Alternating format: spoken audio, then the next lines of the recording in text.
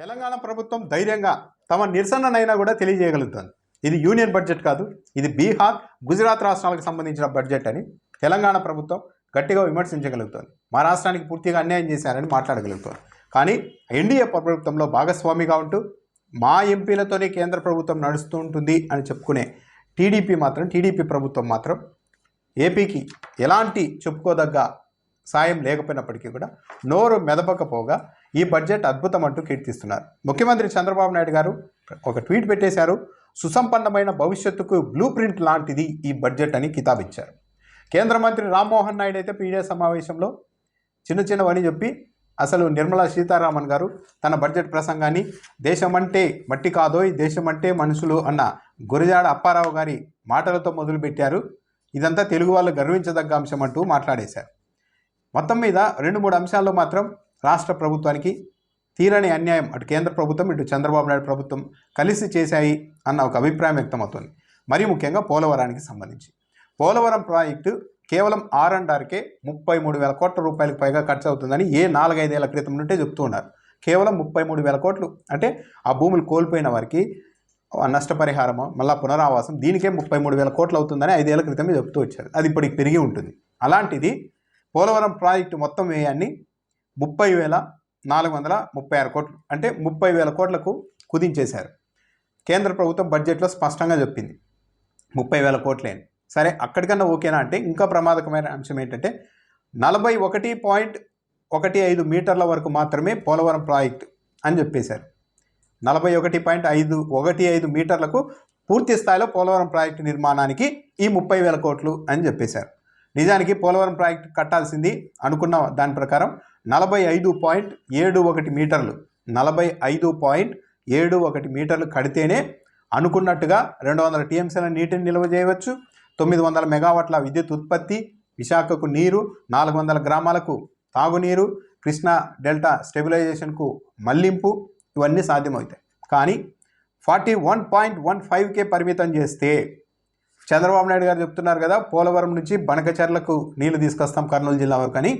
Polavaram project ద్వారా బెనకచెర్లకు నీళ్లు తీసుకురావాలన్నా కూడా ఆ ప్రతిపాదిత ప్రాజెక్ట్ డిపిఆర్ ప్రకారం అయితే పోలవరం ప్రాజెక్టులో 42 మీటర్ల వరకు నీటి నిల్వ ఉండాలి. కానీ ఇప్పుడు 41.15కే పడగొట్టేస్తున్నారు. అదే పూర్తి స్థాయి ప్రాజెక్ట్ అని చెప్తున్నారు. అంటే R&R ఈ పునరావాసం నుంచి ఖర్చు తప్పించుకునేందుకు కేంద్ర ప్రభుత్వం తెలుగుదేశం పార్టీ ఈ పని చేసేసాయి. కేంద్ర ప్రభుత్వం అలాంటి ఆలోచన చేస్తే అడ్డుకోవాల్సిన తెలుగుదేశం పార్టీ ప్రభుత్వం కూడా అంగీకరించేసింది. అంటే ఇప్పుడు పోలవరం అనేది ఒక చిన్న స్థాయి రిజర్వాయర్గా మిగిలిపోతుంది. మొత్తం 30,436 కోట్లు ప్రాజెక్టు వేగంగా గుర్తిస్తే దానికి మన వాళ్ళు అంగీకరిస్తే ఇక మిగిలినది ఇవ్వాల్సింది 12,157 కోట్లు మాత్రమే అని చెప్తోంది కేంద్ర ప్రభుత్వం. అంటే 12,000 కోట్లు ఇవ్వాల్సింది. ఈ బడ్జెట్లో 5,936 కోట్లు 5,936 కోట్లు కేటాయించేశారు. సో ఇక్కడ పెద్ద ఇబ్బంది ఏంటంటే పోలవరం ప్రాజెక్టును ఒక సాధారణ చిన్న స్థాయి రిజర్వాయర్గా సమర్థవంతంగా మార్చేశారు. దీనిపైన అభ్యంతరం చెప్పాల్సింది పోయి ఏపీ ప్రభుత్వం సమర్థిస్తోంది. జగన్మోహన్ రెడ్డి కూడా ఇలాగే చేశారు కదా అంటున్నారు. జగన్మోహన్ రెడ్డి ప్రభుత్వంలో ఈ 41.15 మీటర్లు అన్నది తొలి దశ మాత్రమే. ఎప్పుడైనా కానీ ఒక ప్రాజెక్టు కడితే మొత్తం నీళ్ళన్నీ ఒకటేసారి నింపరు. ఆ డ్యామ్ సేఫ్టీని బట్టి 2 ఏళ్ళకు ఒకసారి అలా పెంచుకుంటూ వెళ్తారు 2-3 ఏళ్ళకి. అందులో భాగంగా 41.5 మీటర్లు అన్నది తొలి దశ అని వైసీపీ ప్రభుత్వం చెప్తూ వస్తే ఇప్పుడు తెలుగుదేశం పార్టీ ప్రభుత్వం కేంద్ర ప్రభుత్వము అన్ని కలిసి 41.15 మీటర్లు అనేది ఇక ప్రాజెక్టు పూర్తి స్థాయి నిర్మాణంగా తేల్చేశారు. అంటే 150 అడుగులు కట్టాల్సిన ప్రాజెక్టును 135 అడుగులు పడగొట్టేశారు. అంత తక్కువ అడుగులే కదా అనుకోవచ్చు. కానీ పైకి ఎట్టు పెరిగే కొద్దీ వైశాల్యం పెరుగుతుంది, ఎక్కువ నీటి సామర్థ్యం అన్నది స్టోరేజ్ అనేది పెరిగేది, పైకి నీటి మట్టం పెరిగే కొద్దీ.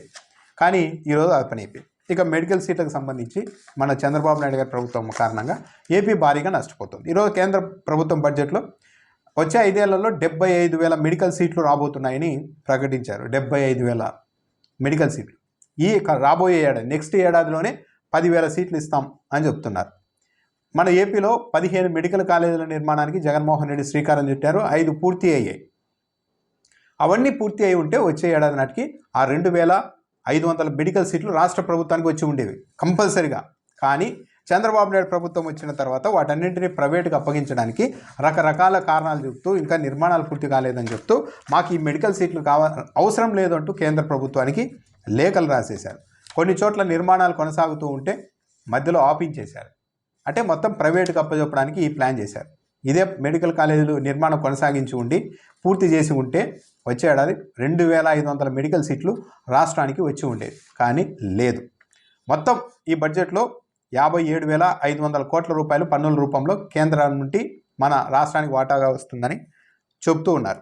అయితే బీహార్ నుండి 12 మంది ఎంపీలు మాత్రమే ఉన్నారు. బీహార్ ఎంపీలు అంటే నితీష్ కుమార్ పార్టీకి సంబంధించిన ఎంపీలు, మన చంద్రబాబు గారి పార్టీకి సంబంధించిన ఎంపీలతోనే కేంద్ర ప్రభుత్వం నడుస్తోంది, వాళ్ళ మద్దతుతోనే. బీహార్ నుండి 12 మంది ఉంటే ఏపీ నుంచి టీడీపీ వాళ్ళే 16 మంది, జనసేన వాళ్ళు 2 ఉన్నారు. సరే, ఇంకా బీజేపీ వాళ్ళే కాబట్టి అనుకున్నా. టీడీపీ 16, జనసేన 2, మొత్తం 18 ఎంపీ సీట్లు ఉండి, పైగా జగన్మోహన్ రెడ్డి హయాంలో లాగా కాదు. జగన్మోహన్ రెడ్డి హయాంలో ముఖ్యమంత్రిగా ఉన్నప్పటికీ కూడా కేంద్రంలో ఆయన మద్దతు అవసరం లేదు కేంద్ర ప్రభుత్వానికి. ఇప్పుడు వీళ్ళ మద్దతుతోనే కేంద్ర ప్రభుత్వం నడుస్తూ ఉన్నప్పటికీ కూడా బీహార్ ఏమో సమర్థవంతంగా నితీష్ కుమార్ నాయకత్వంలో వాళ్ళ ఎంపీలు కావాల్సినవి పట్టుకెళ్తున్నారు. లాస్ట్ బడ్జెట్లో కూడా కేంద్ర మంత్రి నిర్మలా సీతారామన్ బడ్జెట్ ప్రవేశపెడుతూ బీహార్కి అనేక ప్రాజెక్టులు కేటాయించారు. అప్పట్లో కూడా 26,000 కోట్ల రూపాయలతో ఒక గంగా నదిపై ఒక వంతెనకి 26,000 కోట్లు కేటాయించారు. 2,400 మెగావాట్ల పవర్ ప్రాజెక్టుకి 21,000 కేటాయించారు. మెడికల్ కాలేజీలు, ఎయిర్పోర్ట్లు అనేకం కేటాయించారు లాస్ట్ బడ్జెట్లో కూడా. ఒక పారిశ్రామిక కారిడార్ని, పాట్నా ఎక్స్ప్రెస్ వేని గత ఏడాది కేటాయించారు. అప్పుడు మన వాళ్ళు 15,000 కోట్ల రూపాయలు అమరావతికి డబ్బులు ఇస్తుంది కేంద్రం అంటూ ప్రచారం చేసుకున్నారు. ఆ తర్వాత తెలిసింది ఏంటి? అది కేంద్రం గ్రాంట్గా ఇవ్వడం లేదు, మధ్యవర్తిత్వంగా ఏదో ఒక బ్యాంకుని మీరు ఆ రాష్ట్రానికంటే అప్పు ఇవ్వండి అని చెప్పి ఇవ్వడానికి ఒక మాట సాయం చేసింది. ఆ తర్వాత ఆ విషయం కూడా బయటకు వచ్చింది. బీహార్ వాళ్ళు ఈసారి కూడా Makhana board, national institute of food technology, greenfield airport, పాట్నాలోని పాత ఎయిర్పోర్ట్ను మరింత విస్తరించడం, కోసీ కెనాల్ అభివృద్ధి, ఐఐటి పాట్నా అభివృద్ధి, ఇలా పోతే చాలా అంశాలు ఈసారి బీహార్కి ఇచ్చారు. కానీ ఏపీకి మాత్రం లేదు. ఏపీకి ఇచ్చినవన్నీ చూసుకుంటే పోలవరం ప్రాజెక్టుకు 5,936 కోట్లు ఈ బడ్జెట్లో, మొత్తం బ్యాలెన్స్ అమౌంట్ 12,157 కోట్లు. ఇంకా మిగిలిందే పోలవరానికి ఇవ్వాల్సింది ఇదే.